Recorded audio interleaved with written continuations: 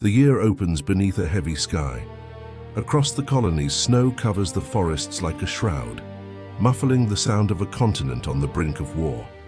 For months, rumors have traveled faster than any courier that the British Crown, humiliated by defeat in the Ohio Valley, is sending a professional army, red-coated regulars of His Majesty's finest, to drive the French from the frontier once and for all.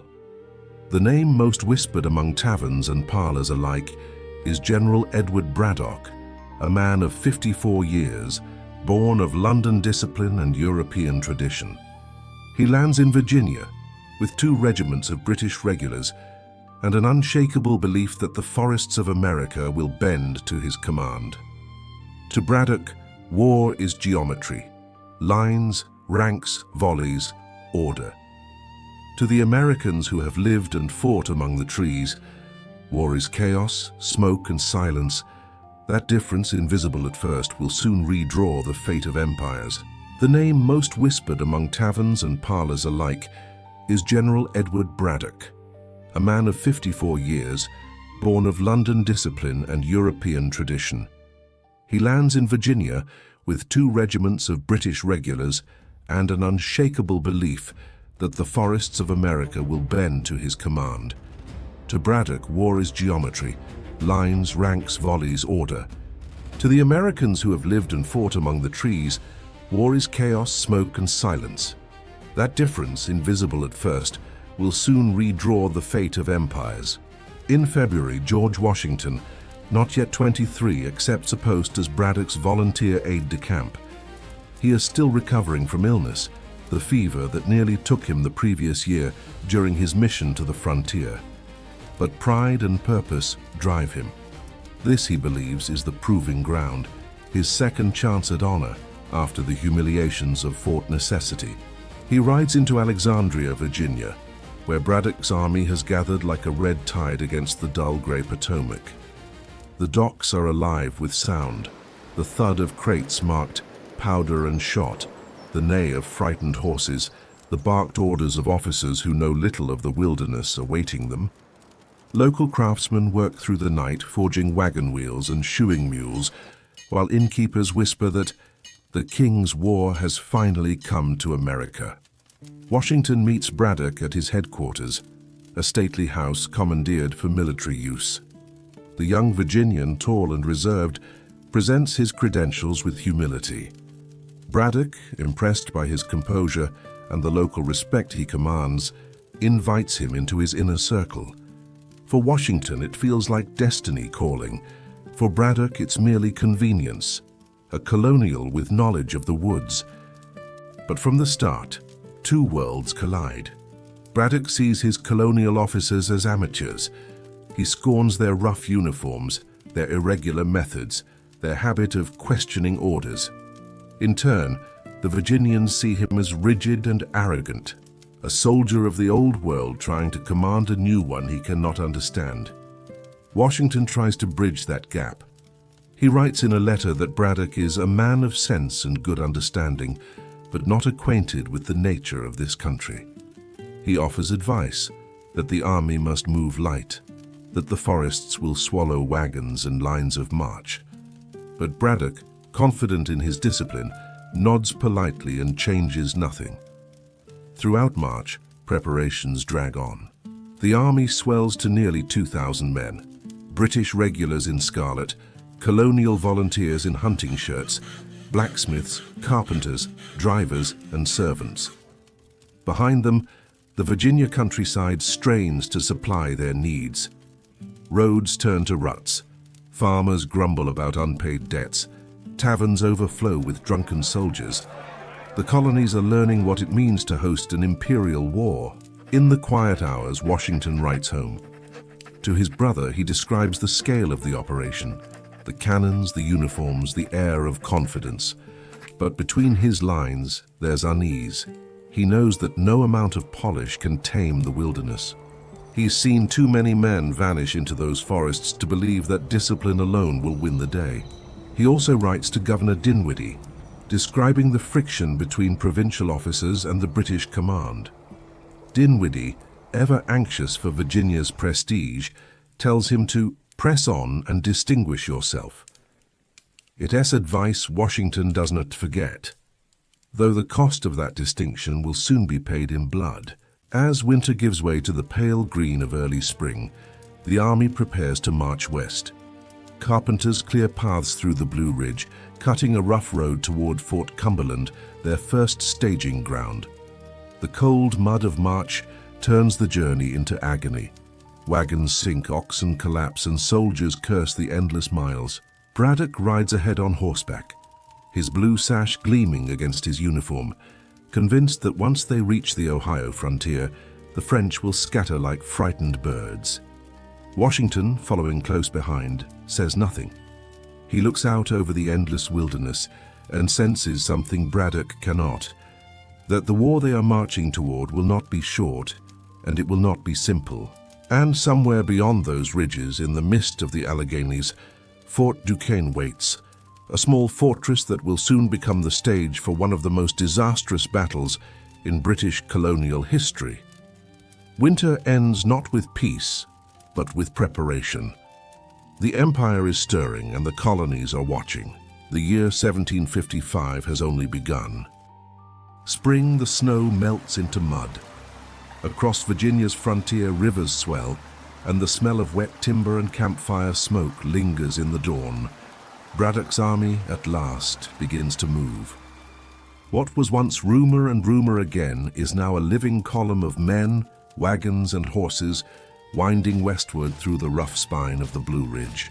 From Alexandria to Winchester, and on toward Fort Cumberland, the march resembles both a spectacle and a burden. 2,000 men, British regulars, colonial rangers, wagoners, and servants, stretch along the trails for miles.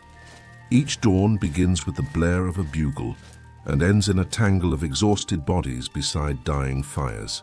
The British uniforms, pristine and brilliant at departure, soon dull under the weight of dust and rain. Muskets clog with dirt, boots tear on stumps. The soldiers, used to level fields and parade grounds, find themselves ankle-deep in mire, hacking at vines and cursing the endless wilderness. To them, the colonies seem an uncivilized world without end. To the colonials marching beside them, this suffering is familiar, and proof that the British do not understand America. Washington rides near the front, often scouting ahead or assisting the engineers who carve a road for the artillery. His health, always fragile since last year's illness, begins to falter under the strain. In his letters, he confesses to a violent fever and pain in my head, but refuses to leave the line. He observes Braddock with a mixture of admiration and frustration. The general is brave, tireless, and exacting, yet wholly convinced that victory is a matter of form. Washington warns that the French and their native allies will not meet them on open ground, but in the woods, unseen and patient. Braddock dismisses this as colonial nervousness. He says simply, "These savages may indeed be a formidable enemy to your raw American militia, but upon the King's regulars they can make no impression." Washington says nothing, but that line, proud and fatal, will echo long after the man who spoke it is gone. Fort Cumberland, the gathering point. By late April, the army reaches Fort Cumberland, perched on the edge of the wilderness near the Maryland frontier. Here, the expedition halts to gather its full strength. It is a place of mud, timber, and noise, axes ringing, wagons creaking, the sharp smell of powder and pitch. The camp becomes a crossroads of the empire.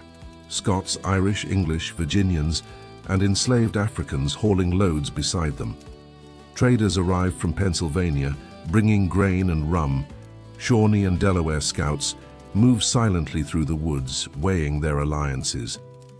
In the evenings, campfires stretch out like stars across the valley floor, each one glowing with laughter, argument, or prayer. Washington uses this pause to organize the colonial contingents, drilling them in formations and logistics. He also befriends several key officers. Captain Horatio Gates, quiet and precise, Thomas Gage, whose calm discipline impresses him, and Dr. James Craik, a Scottish surgeon who will remain one of Washington's closest friends for life.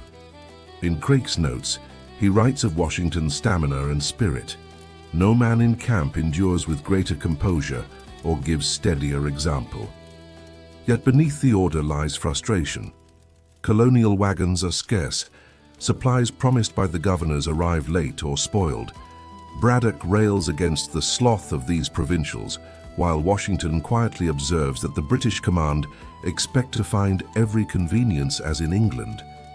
The young Virginian is learning a vital lesson, that empire, for all its power, can be astonishingly fragile when far from home. In May, a new figure enters the story, Benjamin Franklin, deputy postmaster and agent for Pennsylvania. He meets Braddock to negotiate transport for the army's heavy wagons. With charm and patience, Franklin secures horses and drivers from reluctant farmers, partly by promising that the crown will repay their losses, partly by warning that refusal would be seen as rebellion. Franklin later writes that he found Braddock a brave man with abilities enough but a little too much of the hero. The general, in turn, calls Franklin a man of uncommon sagacity. Between them passes one of the most revealing conversations of the age. Braddock boasts that no set of men can stand before British troops. Franklin replies gently, "Perhaps not on open ground, General, but the woods of America are a different field." Braddock smiles and shakes his head and marches on. Among the rank and file, the differences between British and colonial soldiers deepen. The provincials wear rough linen hunting shirts dyed with walnut bark. They move easily through the trees and laugh at British drill. The regulars call them bush rangers and mock their informality. But when a hunting party returns with fresh venison and stories of wolves, the British men grow quieter. They're beginning to realize that the colonies are not their stage but their test. Washington walks among the camps at night, listening. He hears men sing, argue, pray, and sometimes in the dark, cry. In those faces, he sees the future of a nation not yet born and perhaps for the first time, feels the pull of something larger than his king, a loyalty to the land itself. By early June, the final preparations are complete. The road ahead, newly cut through the wilderness, stretches toward the Monongahela and the French-held Fort Duquesne. It is a rough, winding trail of stumps and mud, but to Braddock, it is a highway of conquest. He divides his army into two columns, a flying column of chosen troops, wagons and cannon for speed, and a rear guard with supplies to follow. Washington, though still recovering from fever, insists on accompanying the vanguard. In his journal, he writes simply, "The die is cast. The drums roll, the flags lift, and as the first rays of June's sunlight break over the mountains, the long march into the unknown begins. The empire advances in perfect form and toward its greatest undoing. The forests hum with life and war. Cicadas whir in the trees, and the air itself feels close and heavy, thick with rain and fear." The British Army has entered the deep wilderness, 2,000 men moving like a living machine through terrain that wants to swallow them whole. The march to the Monongahela, the column snakes west, hacking through forest so dense the sunlight barely touches the ground. For every mile gained, another is lost to exhaustion. Wagons tip into gullies, horses collapse in the heat. Yet Braddock presses forward, his red-coated men still marching in tight ranks, muskets gleaming, drums steady. It is the sound of discipline, of empire insisting it cannot falter. Washington rides alongside, gaunt but resolute. His fever returns briefly, yet he refuses to stay behind. He senses what others will not say aloud, that they are being watched. Small parties of scouts vanish into the woods. Musket cracks echo and fade. Each night, campfires burn lower. The army does not know it, but it is already surrounded. At the forks of the Ohio, the French garrison prepares for a fight it knows it cannot win by numbers. Inside the timber palisades of Fort Duquesne, Captain Beaujeu and his native allies, Ottawas, Potawatomis and Shawnees among them, plan an ambush worthy of the wilderness. They paint their faces and load their muskets with quiet purpose. They know the British are coming in full parade, and the forest will be their ally. Back home, the silence before the news. While Braddock's men move west, the colonies wait. In Williamsburg, Philadelphia, and Boston, the talk is of empire and glory, of teaching the French a lesson. But in the smaller towns, along the rivers and farms, fear is sharper. Frontier families fortify their homes with logs. Mothers hang powder horns near the door, and children are told to stay close to the hearth. At the taverns, men speak in low tones about what they've heard. The French pay the Indians in gold. They've burned settlements beyond the Allegheny. Braddock's got Washington with him. We'll be fine. And in dim candlelight, letters are written, slow, careful, and hopeful. Some will never be delivered. The Battle of the Monongahela, July 9th, 1755. The dawn is bright, the air heavy with mist. Braddock's vanguard crosses the Monongahela River in perfect formation, banners high, drums proud. Washington, now recovered, rides near the front, marveling at the order and splendor of it all. He later writes that the spectacle was grand beyond expression. It is the last moment of beauty before the storm. Then, chaos. From the forest ahead comes the unearthly scream of war cries, and the woods erupt in smoke and fire. Beaujeu's ambush falls upon the British line like thunder. Muskets flash from behind trees, the red ranks fold and break. Officers shout commands no one can hear, drummers fall, horses rear, cannon are abandoned. Washington's letters later tell of men falling as fast as I could see them fall. He has 2 horses shot beneath him, his coat pierced by bullets. Everywhere is panic, not battle, but slaughter. Braddock rides among his men, rallying them again and again, until a bullet tears through his arm and lung. The proud general collapses. Washington takes command of what's left, gathering the survivors, leading them across the river under fire. He becomes the only mounted officer not shot down that day, earning the nickname whispered through the ranks, the man whom God would not kill. By nightfall, the army is destroyed, 900 men dead or wounded. The road to Fort Duquesne is littered with muskets, broken wagons, and silence. They carry Braddock's body eastward through rain and darkness. He dies days later, whispering that the defeat was his own fault. Washington buries him in the middle of the road and orders wagons to pass over the grave to conceal it from enemies. He writes later that the dead must sometimes vanish that the living might carry on. In those woods, Washington becomes something different, not merely a colonial soldier, but a man tempered by failure and survival. The lesson burns itself into him. Courage means nothing without understanding the land and the people who fight for it. The home front reacts back east. The news arrives in fragments. A rider, a rumor, then confirmation. The pride of the British Army, destroyed by an unseen enemy. The shock ripples through the colonies. Sermons are preached on humility. Mothers weep over letters returned unopened. Blacksmiths and farmers stare into their forges and wonder if the war has already come to them. In taverns, voices harden. The British thought they knew better than the men who live here. Maybe next time they'll listen. It is not yet rebellion, only a seed buried in grief and doubt. And in the hills, frontier families pack what little they can carry and head east, leaving behind cabins they may never see again. The frontier, once promise, has become peril. By August, the survivors limp back through Virginia, uniforms torn, faces hollow. Washington rides at their head, the silent witness of what empire's arrogance has cost. Behind him, the sun dips over the Alleghenies, casting long shadows eastward toward the quiet towns that wait to understand what it all means. The war has truly begun now, not just between nations, but within hearts.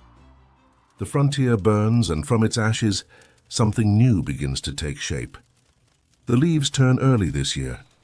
Along the valleys of Virginia and Pennsylvania, the forests glow red and gold, a beauty that hides the ruin beneath. Braddock's defeat still echoes down the ridges, and where the Monongahela once shimmered with banners and sunlight, there are only crows and silence now. The frontier empties. Families who had braved the wilderness to carve a home now abandon it in haste. Cabins stand half-emptied, tools left on porches, bread cooling on the hearth, livestock wandering untended. Smoke curls from chimneys one day and vanishes the next. From the Potomac to the Susquehanna, settlers flee eastward with stories that chill the air. Burned farms, vanished neighbors, strange fires in the night. The frontier, once a dream of independence, now feels like a graveyard of that dream. Some say they will return in the spring. Most know they never will. In the aftermath, Colonel George Washington is given command of the Virginia Regiment, scarcely more than a few hundred weary men. He sets his headquarters at Winchester, a rough frontier town of log houses, blacksmiths, and muddy roads. Here, he must defend a frontier that stretches for hundreds of miles with almost no supplies, no money, and little trust from the government. Each morning begins before dawn. Washington rides the perimeter of the fort, inspects patrols, and reviews reports of attacks. His letters from this time reveal exhaustion, frustration, and a growing maturity. He writes to Governor Dinwiddie, "The whole system is in confusion. The inhabitants are terrified, the soldiers disheartened." But he refuses to abandon his post. He begins to fortify the valley with a chain of small outposts, rough stockades built from pine and determination. They are manned by farmers turned soldiers, and though they offer little real defense, they give the settlers something priceless: the illusion of safety. The civilians autumn back home in the tidewater towns. The war feels distant but uneasy. Merchants in Williamsburg worry that trade with the West has collapsed. In taverns, talk shifts from French menace to British mismanagement. The colonial newspapers print casualty lists beside sermons urging faith and fortitude. Women take on new burdens, tending farms while their husbands serve on distant patrols. In Virginia's Shenandoah, one widow writes in her diary, "I cannot rest for fear of the sound of hooves. We live with powder and shot at our bedside." Children who once played in fields now know the smell of powder smoke. The rhythms of colonial life, harvest, church, supper, continue, but beneath them runs a new current of tension. It is as if the colonies have collectively stopped breathing. Church attendance swells. Ministers preach that the defeat was divine punishment for pride and moral decay. Some call it God's correction to the English heart. Others see it as proof that providence favors humility, and the land itself more than the empire that claims it. In one small church near Fredericksburg, a preacher cries out, "We are not punished as Britons, but as a people apart, a people who have forgotten who they are." The words strike something deep, though few yet understand what. As the year wanes, correspondence becomes both lifeline and torment. Families wait months for word from sons stationed in the West. Washington's own letters, written in a firm but weary hand, show the strain. "I am wearied almost beyond expression with continual anxiety, yet duty compels me on." Among the officers, the tone is darker. Some speak openly that the colonies are being used as pawns in a distant game. Others simply drink to forget. And still, in the evenings, letters are written by candlelight, small acts of faith in a world unraveling. They begin with hope and end, more often than not, with prayer. Autumn's beauty feels cruel this year. The harvest is good, but fewer hands are there to gather it. In the markets, prices rise, bread grows scarce, salt is worth its weight in silver, and through the countryside, widows barter heirlooms for grain. In taverns, rumors swirl that the French are marching east, that the Iroquois will rise next, that the king's army will never return. No one knows what is true. And in that uncertainty, something begins to shift, a faint, unspoken sense that the colonies must learn to defend themselves. As November sets in, cold wind sweeps through Winchester streets. Washington stands at the gate of Fort Loudoun, watching his men drill in frost. He is only 23, but the year has aged him. The arrogance of youth, the boy who once rode beside generals, has given way to the calm of a commander who understands endurance. In a letter to his brother, he writes, "I have been favored by Providence with health again. Though wearied, I shall not retreat from my duty." He does not yet know that this year's defeat will shape the man who will one day shape a nation.